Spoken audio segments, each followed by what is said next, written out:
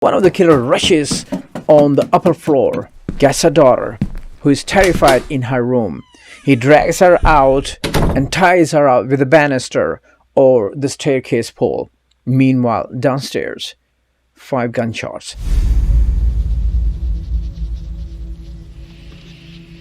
Take a deep breath, Jennifer, and tell me about what happened tonight.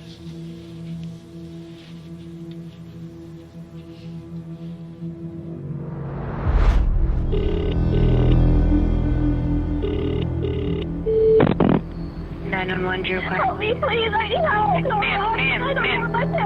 Ma'am, calm down. What's going on? Some people broke into our house Okay, and okay. showed us all his money. And I couldn't hear my parents yelling downstairs. Okay, Please send ma'am. help. And then I heard 2 pops. My mom screamed.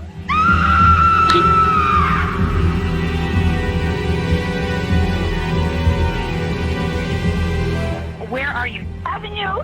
Avenue Road? Can you spell the street name for me, please? Dad. They're calling my Ma'am. Hello?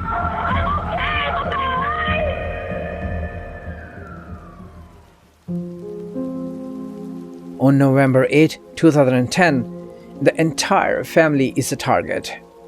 Suburb outside in Toronto, Markham, Unionville, Ontario, Canada, 3 intruders rob Pan family, ask for money, and later ask the couple to stand against the wall on the ground floor and ask them to face the wall and cover their head with a blanket.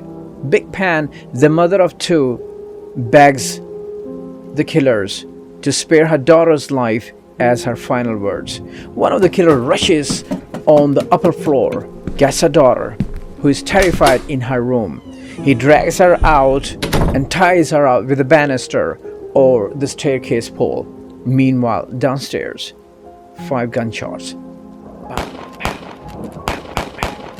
Big Pan gets multiple shots in the head and the back, and she dies instantly.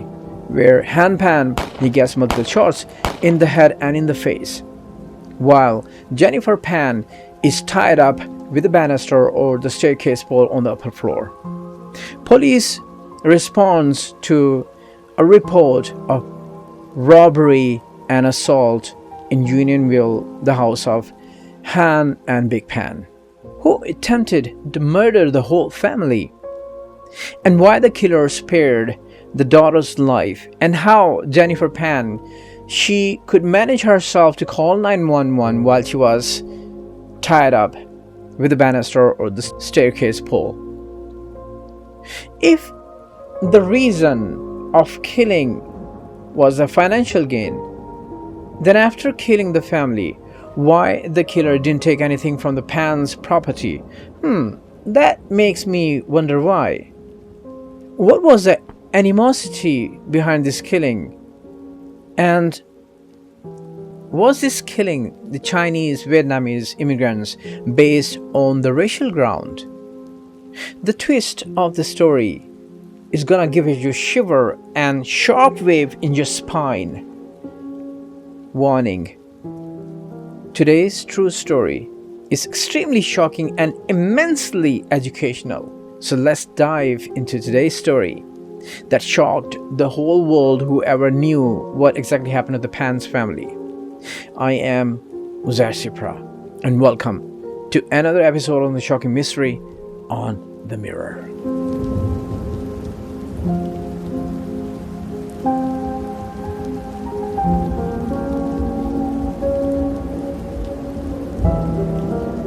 Jennifer was born on June 17, 1986, to mother Big and father Han. They were Chinese, Vietnamese immigrants. They came to Canada as refugees. Later they got settled, they got married, and mother gave birth to 2 children, Jennifer and Felix.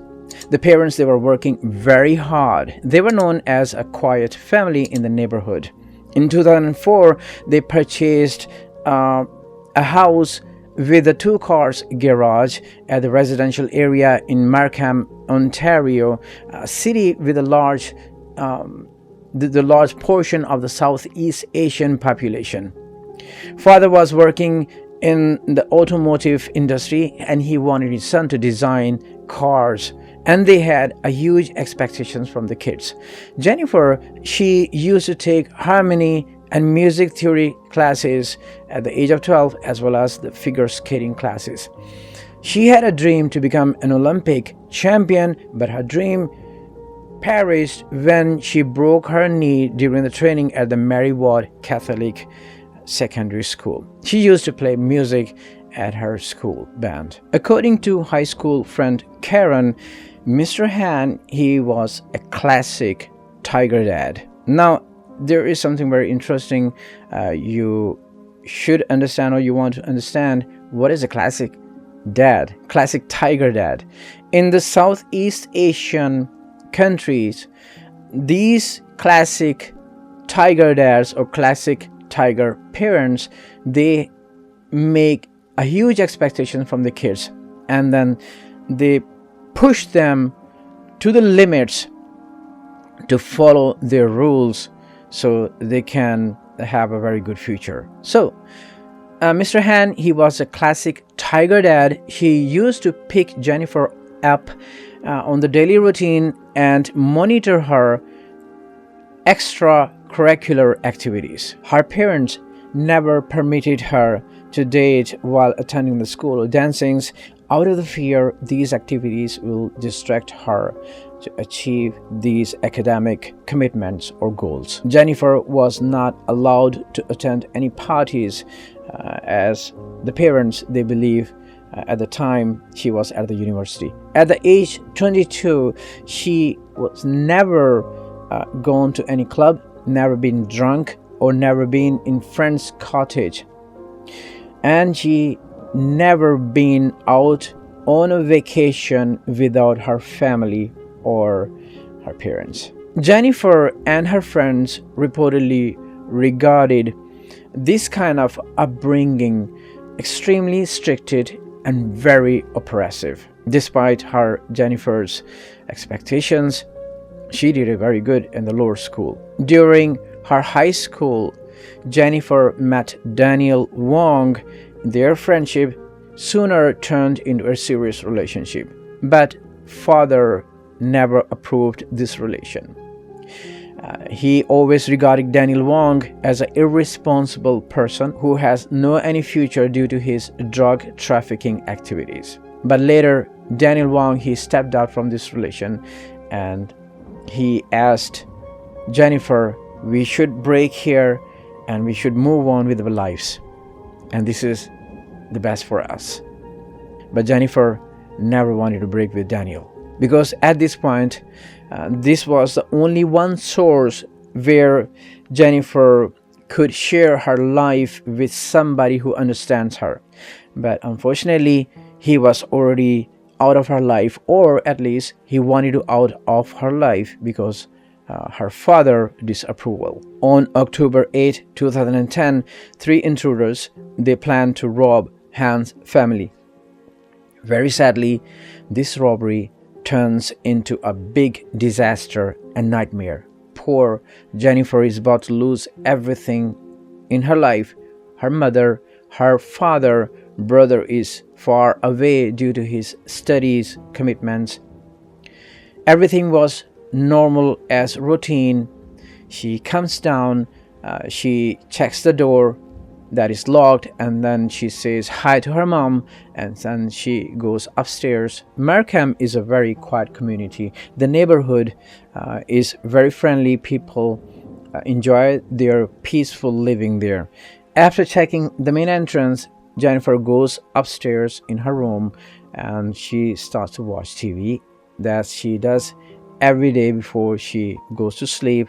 Her parents are downstairs in their room. Three intruders, they managed to break in the house. Having a sense of presence of somebody in the house, Han comes out of his room and he decides to check in the house. As he gets downstairs on the main hall, he encounters three gunmen in front of him, pointing guns at him.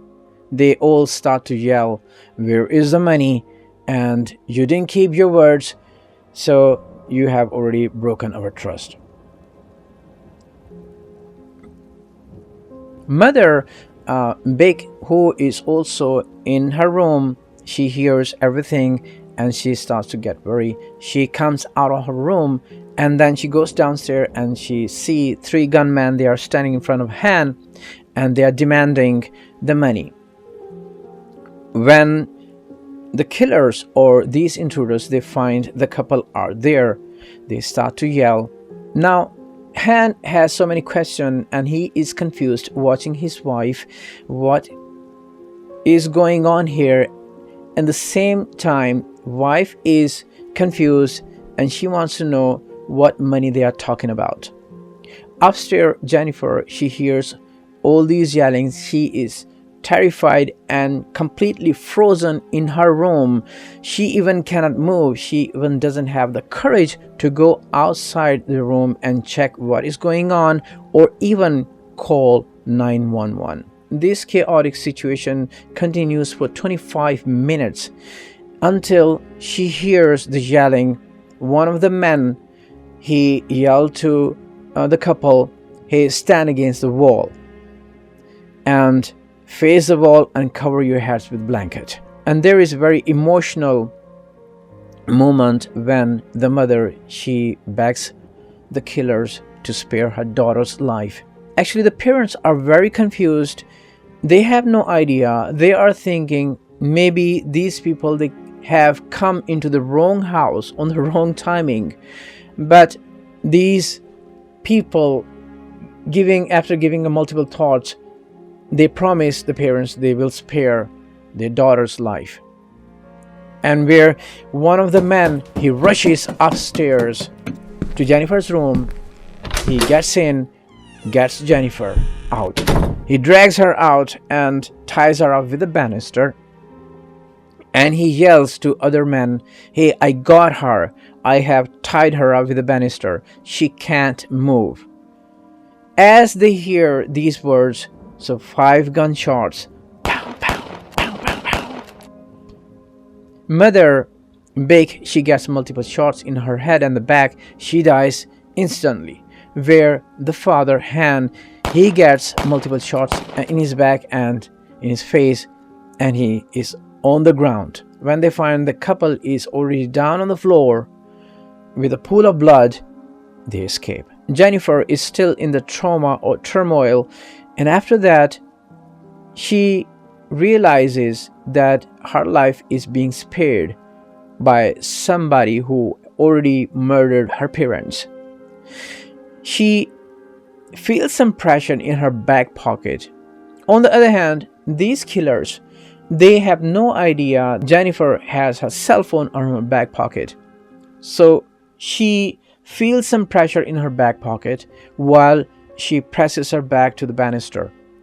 She gathers herself, she collects herself, she reaches to the cell phone, she takes it out, and then luckily she is able to dial 911, where she asks the operator to send help. The day Jennifer is being taken to take her statement in the police station, to give them all the major and minor detail where the investigators can get some clues to reach to some conclusion about the incident. Somehow, from Jennifer's high school friend, one of them, he discloses the relationship of Jennifer and Daniel Wong, which Jennifer never disclosed to the police or to the investigators during her giving statements in the police station.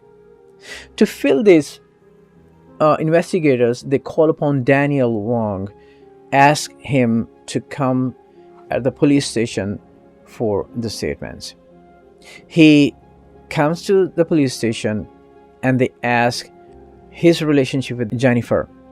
He explains that it was very hard because 7 years of this relationship ended with no results because Jennifer's father never approved this relationship with Jennifer due to his drug activities. But Daniel, he explains to the investigators that he already asked Jennifer that we should break here and we should separate and move on with our lives. But she never wanted to break up with Daniel Wong. And also he explains that he was in these kind of unhealthy activities. Since then he already stopped everything and he is now very clean and living a peaceful life. There was a big issue with her parents, sort of thing. And what was that? Her parents were very strict. Now here is something very interesting twist. As Daniel was telling the investigators, explaining them the process of this breakup, as the father or Mr. Han, he already asked Jennifer to break up with Daniel Wong, and after some time Daniel and Jennifer, they started to receive unknown messages and unknown hundreds of calls threatening them. Hang-ups to Text messages. text messages saying what? Saying, we're watching you. Break up and you should separate, otherwise you will be killed, you will be murdered. Now here, for my best understanding, no any parents in the world, they would threaten their kids in order to stop them from something they feel their future will be dark. They will warn them. They will warn them also on the base of their life experience, but they will never threaten them that we will kill you if you will keep going on with this relationship. You should stop. Otherwise, I won't be responsible whatever will happen to you. Nobody, no any parents will do like this. So this was weird. And the question, if not the parents, who could else would be sending these kind of threatening messages to them? The shocking thing was, he explains, they received message for the last time, bang, bang, bang, ha, ha, ha.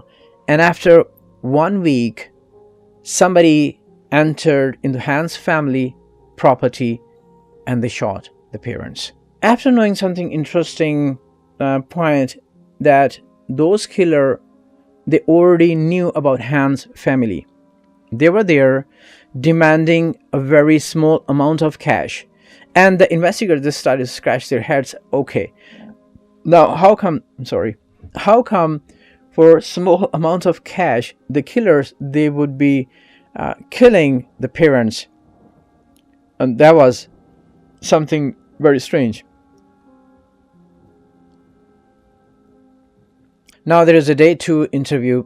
Now detectives, they decide to take a second interview, a second statement from Jennifer. They calls her in the police station, and this time they are going to give a hard time with the hard questions. So it was a one-on-one interview with Jennifer at the police station, and detectives, when he asked Jennifer, so tell me, what is your relationship with Daniel Wong? She explained it was very hard, 7 years of tough relationship. And then detective asked Jennifer, by the way, who was disapproving this relation? She explains her father. Her father never approved this relation because of Daniel. He was not making enough money, or he didn't have enough money, and he was involved in the unhealthy activities. So that's why father disapproved this relation. She was dating Daniel without acknowledgement of her parents, and somehow the parents, they already knew she is keep going on dating Daniel. Have you experienced any kind of threatening behavior from Daniel? Now they wanted to connect the threatening messages, and they heard from Daniel. Now this time they want to hear from Jennifer if these statements, these words, they are going to match with each other, so they can continue with the investigation. They could dive deep to know more about these phone calls. Jennifer says, yes, we used to receive these threatening calls, and after the last threatening call was bang, bang, bang, ha, ha, ha, and after 1 week my parents, they got shot. And then detective asked Jennifer, okay, could you tell me about it? Why didn't she explain during her first interview, and why she could miss a very important part during the interview? She replies, everything had just happened. I didn't think too much of it at the time. Now, why didn't you tell me about that when I spoke to you the other day? Everything had just happened. I didn't think too much of it at the time. That made Christine, Daniel Wong's new girlfriend, suspect. Now, at this stage, Daniel Wong, Jennifer, and Christine, who is the new girlfriend of Daniel Wong, this has already become a triangle love story. And if you remember, I want to give a reference. Before I made a review on a documentary, Netflix documentary, that was Lover, Stalker, and Killer. That is an amazing documentary. I am going to put the link in the description box below. You should go and check it out. This is amazing. It's a mind-blowing, twisted documentary. It's based on the true incident happened in Nebraska. Shows sometimes the jealousy of a woman can push all the limits. Now, that new girlfriend, she tried to kill her ex-boyfriend's girlfriend. In the same manner, she sent the threatening messages, just like Daniel Wong and Jennifer, they started to receive the threatening messages. You go check it out. You will enjoy it. And then if they were receiving these threatening messages, other question is why the parents became the victim. Furthermore, Jennifer explained about her father, or about her dad, that he gave her ultimatum. Now, you are in the relationship, you're not listening to us. So either you have these two choices. Either you stay with us as a family, or you go with Daniel Wong. So when investigators, they asked Jennifer, what did you decide? She explained, I left Daniel and I chose family because I loved my family. As investigators, they were interviewing everybody in the circle of Jennifer's relations. They also interviewed some of the teachers. One of the music teacher, he explains Jennifer was best of the best. Jennifer was living her life under so much pressure. She was finding anybody to share her life. So this music teacher, he was close to her. She believed in him and he believed in her. So she also used to share her major or minor life details with the school teacher, music teacher. At one point, he explains that she used to say that my father doesn't approve the relationship with my boyfriend because Daniel Wong, when he stopped drugs activities, he was also working in a restaurant as a cook or as a chef. So she explains that my father, he doesn't want me to go out with a cook, and he doesn't have a bright future. And because my father wants to see me in a very high scale, so he can be very much proud in the family and he can maintain the family values. Now, this is very interesting. When you push somebody beyond the limits, people, they start to find way of escape. So Jennifer had no escape from dad's control over her life, and she lived that life filled with the fear. At that point, she was finding an escape from this kind of life. So she started to lie to her parents. Not only this, she started to fabricate and modify her school cards, result cards. For the parents, she was doing great, but in reality, she was not. She was not going to school, she was not going to university, but for the parents, she was going to school, she was going to university, she was doing great in the education. So at one point, the parent, they stopped looking at her closely as they used to watch her before. So this was the gap. Something happened and she found this escape to tell lies to the parents, and where everything turned, everything started to go on the wrong direction, and her life started to become a disaster. When the detectives, they ask Jennifer, how do you feel about that? She says, I felt guilty, but every time I tried to bring it up, there is always so much expectations. And detective, they also realized that she was pushed too far beyond her ability that she could bear. This is about Southeast Asian parents when they have so much expectation that you must come over the top, and if you don't, mostly these kind of expectations end up with the disastrous results. For my understanding, if you put yourself in the shoe of Jennifer, you would know that telling these kind of lies is the foundation of the rest of the story. Now, when these detectives, they already knew about these lies, they wanted to recall everything what they have interviewed Jennifer before in the first place, in the first interview. This time, they wanted to learn about her deeply inside. So they called her and asked her, you said you were tied up with the banister when you called 911, but we want to see how could you, because they knew she used to tell lies. She used to tell lie to the parents. She has been lying about her study. She has been lying about in many places. I'm sorry. Now this time they wanted to confirm that something is wrong. She is not telling us the truth. So they ask her, you are going to present to us, you are going to show us how you could manage yourself to dial 911, and then you talk to the operator and ask for help.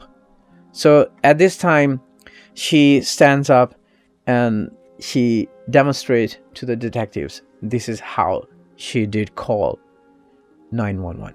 Now, detective came up with another question, because she has been lying to everybody, and they ask, how about the parents have life insurance policies?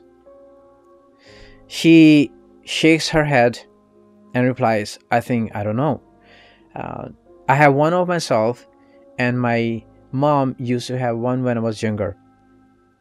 But half of that went to education, half went to the life insurance. Before you told us they never found out you didn't go to university. When did they find out you go to the university? She replies, I told them I graduated. I never went to university, that I went for 2 years, but I never finished. Now, asking one of the difficult questions, if the whole thing made you to lock yourself in the house and resulted the end. She refused and replied, end of the day, she loved her parents. While this interview is going on, the detective is sitting with her in a room, and there is another one who is sitting outside with a monitor. He is monitoring everything, especially her body movement. She's keep touching her hair, where one of the officers, he says that she is not telling us all the truth. There is something missing. There must be something she doesn't want to tell us, and she doesn't want us to know what she is hiding. You know, the grooming, the nervousness, the touching on her stomach, I firmly believe that she knows something. At this moment, everything is mess. Detective, they only knew that she had been lying to everybody. They didn't have any evidence. They didn't have any proof that something is terribly wrong going on here. So there is only one way to solve this mystery. If they could find one more last witness, and that is Jennifer's father. But there's only one other eyewitness, and that is her father and Pan. Obviously, we can't interview him at this point because of the coma. So until that happens, everything's still on the table as far as possibilities. Who is fighting for his life. He's in the coma in the hospital, and he is the only one who is still alive. And guess what? He wakes up. Investigators, they go to the hospital. They meet the father at the hospital, who is lying there. Unfortunately, he is permanently blinded because when the intruders, the killers, they shot him in the head and in his face, there was one bullet just ran here and he got permanently blinded, but miraculously he survived. And that was the only last witness who could tell everything. And luckily, he said he remembers everything. And I'm gonna tell you what exactly happened on 8th of October 2010 in my house. When my wife was there with me, we are standing and counting these three men. So this is what exactly happened on the day 8th of October 2010. Around 8:30 p.m., Han came back home. He was very tired. His wife was gone for line dancing, and she's supposed to come earlier as well. He gone to his bed and slept there. He came to know when he was waken up by a man with a gun in front of him, and he asked him to go downstairs with him. He went downstairs and he found out his wife was sitting in the living room, in the sitting room, and she was hysterical, and she kept saying, "We don't have money, we don't have money. Could you leave us alone?" And she was sitting on a couch, and he was asked to sit on another couch, where Jennifer, she came down with the suspect, not binding her hands. Remember, when she called 911, she said she is tied up with the banister, and then she later explains to detective she was able to reach to her mobile phone or cell phone because her cell phone was in the pocket. She came down with one of the suspects. She was in the friendly gesture. She was talking to him, where all of these three men, they came and they shot. They shot us and Jennifer going back to her room. And then she called 911. And that at the time, detective asked him if there is anything missing that you want to tell us. And he says, use your police techniques and find out what Jennifer did. I go back to speak with Mr. Pan again, just to make sure that there's no other information that he wants to tell us. This time, he leans in and he says, use your police techniques to find out what Jennifer did. That was extremely shocking, twisted, and very disturbing that somebody can do with her parents or with their parents. I have a goosebump actually, that she could go that far just because of the parents. They were pushing her beyond her limits. She couldn't bear that pressure, that fear. She was living in that fear, and then finally she decided to take her parents down. So after having all these statements from the father, detective, they call Jennifer for the last time for the interview. Detective starts with the piano lessons. When she started, she said she was 4 when she started music classes. And detective asked Jennifer, was it very tough to meet parents' expectations? She replies, yes, it was very, very tough to meet her parents' expectations. She explains it was that hard that she had to modify her school cards or her result cards by using Photoshop. like student loans and reports cards using Photoshops. Now detective comes with very technical and tricky questions, and then they want to know her approach. And to conclude the whole interview, they ask about Daniel Wong, and detective asks, how about if your father still let you go with Daniel Wong and let you keep the relation with him? She replies, well, I wished I could be with Daniel Wong, but he was already out of my life because he had a new girlfriend. And then detectives ask her how you feel about that, and she replies that I feel something's missing from my life and I'm not complete. And then detective asks again, then what? How do you express yourself? She says, I won't cut myself. So that was a mental approach the detectives, they want to reach to know her mentality. And then their detective, he explains himself to Jennifer, that he says that he's not a detective but an expert in what they call truth verification. And he gives another example. If she has ever watched the war shows on the TV, they have a satellite and they can see like an x-ray whoever is moving in the building. And then he asks Jennifer, now tell me who was in the house. And also he explains to Jennifer, your dad wasn't supposed to live. Your dad wasn't supposed to be a witness where everything has went terribly wrong for you. You gave a good description of the guy that you were with at that night. He wasn't even black. She replies that is all she remembers. And the detective says that you were involved in this. Jennifer loses her head and thinks where detective throw another question. You didn't think that far, did you? And those guys, they didn't come there to take your money. They were there to shoot your parents. And she loses her head and she whispers something. And then detective further says everything was in motion, everything was pre-planned. You could stop them. Jennifer replies, I couldn't stop them. Why you couldn't stop them? Because I didn't know them in person. But you are the part of the plannings, right? And you are sorry, aren't you? Jennifer repeatedly whispered, they're supposed to take me.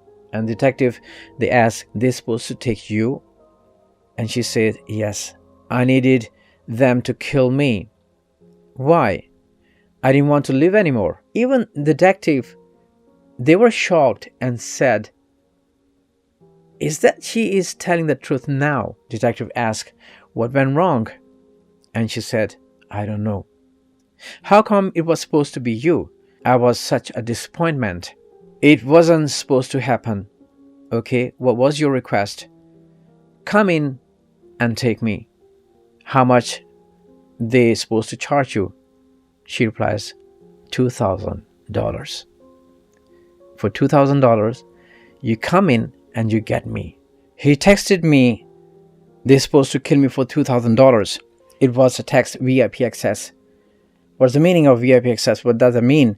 She said VIP access is to make sure there was a way in. So after your mom got home, what did you do? She went down, said hello, and then she went to check the door pretending that it's locked, but she unlocked for the suspect so they can come in. And then after she went upstairs in her room, she continued her text messages with the suspect. She switched light on and off for them to let them know now there is a way in. The main entrance is unlocked. And then she stayed there until they come in, do their jobs, and they come in and take me out. At this point, police or investigators, they want to know how could she able to contact with the suspect. So they asked her, how did you contact the suspect and who are they? What are their names? She says, there's a homeboy or homie. And where do you find this homeboy? She replies, through a friend. I'm sorry. Through a friend. Which friend? One I can't find anymore. Please prepare the warrant to detain Jennifer's phone to find out the truth, who she was associated with, and how did she make it happen. When they get Jennifer's phone and got the messages history, they find the message between Jennifer and the homeboy. Received from homeboy. I need time of the completion. Think about it. Jennifer, today is a no-go dinner's plan. More interestingly, the message between Daniel and Jennifer, where the thing started to escalate. Jennifer, do you love me and want to be with me? Daniel, I'm really down right now, Jen. I'm sorry. Jennifer, what do you mean? What are you sorry for? Can you please answer? I don't know how to say this. I feel the way you feel, but about her. Sad emoji. Jennifer, so you feel for Christine what I feel for you. Then call it off with the homeboy. Now here Daniel's pissed. Call it off with homeboy. You said you wanted this with me or without me. I was always walking on the eggshells with you. I did everything and lined it up for you. Contact homeboy. And he was very angry at this time. At this moment, detective, they already knew who was the third person. I mean, this is the nail in the coffin for Danny. Now detective had an eye on the homeboy and investigate one phone to next. End of the road, they found out the suspect Eric, David, homeboy, also known as Canford Crawford. Next text from Daniel. What are you doing? Waiting for a homeboy call. Daniel, okay, be safe. Daughter of the victim is charged with orchestrating the crime that caused her mother's death. Police now say the victim's daughter, Jennifer Pan, is the mastermind behind the killing of her mother, Bee Ha Pan, and the shooting of her father, Hui Han Pan.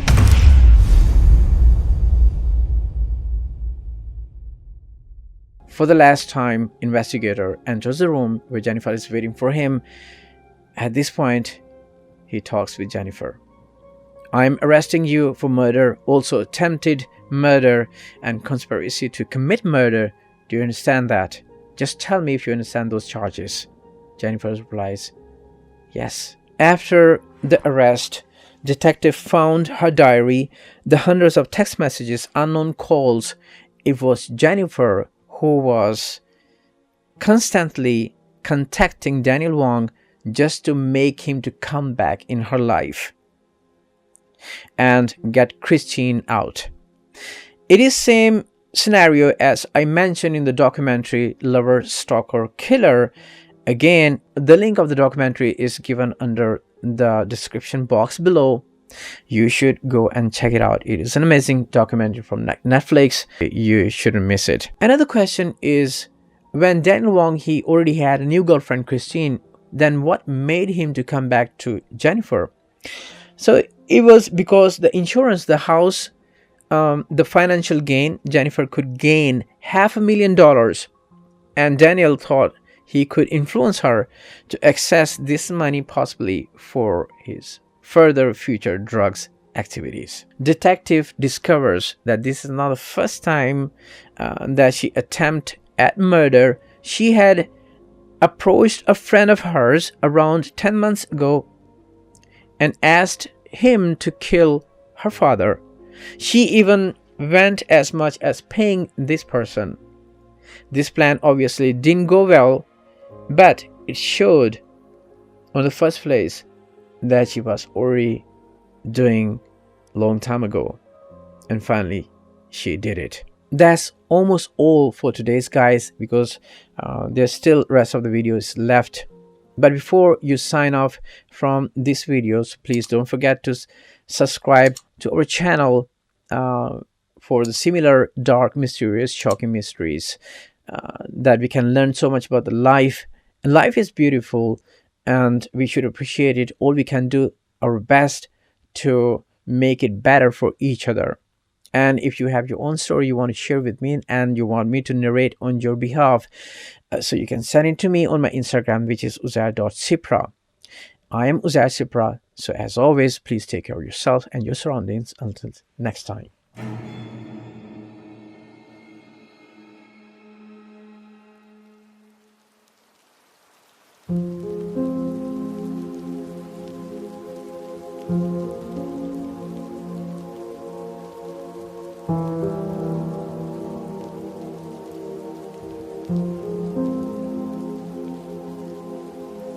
Thank you.